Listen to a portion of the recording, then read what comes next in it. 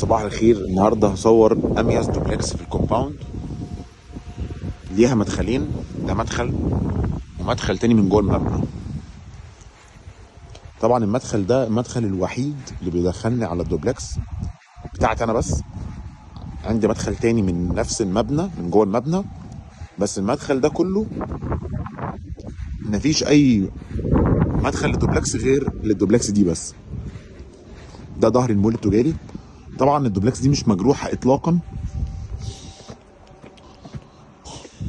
في برجوله هنا طبعا دي شامله السعر، وطبعا في كمان تكييفات.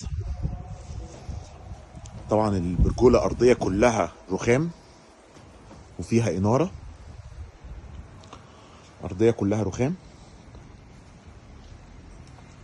وفيها كمان شاتر شيش حصيره. هنا ده نجيل صناعي وهنا نجيل طبيعي. هنا كده دخلنا الدوبلكس.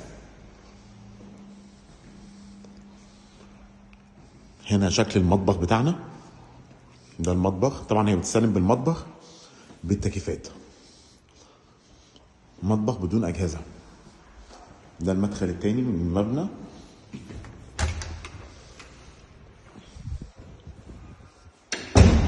كل ده رخام معمول بطريقه شيك جدا.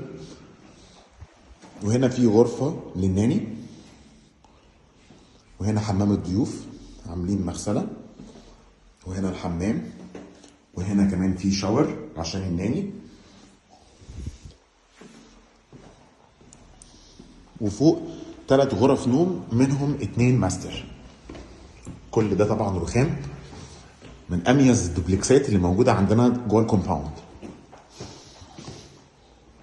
هنا في كيتشنات صغير، ممكن نعمل لافنج هنا والتلفزيون هنا.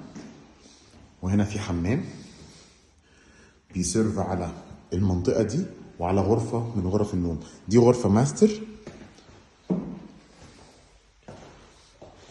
طبعا الغرف كلها اتش دي اف. هنا ده الدراسنج روم، وده الحمام بتاع الغرفه الماستر.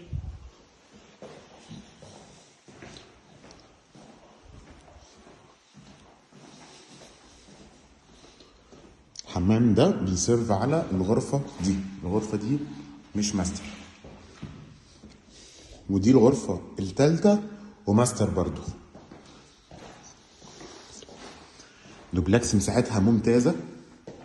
ده الدراسنج بتاع الغرفه، وده الحمام بتاع الغرفه. من اميز الدوبلكسات اللي عندي في الكومباوند. 329 متر.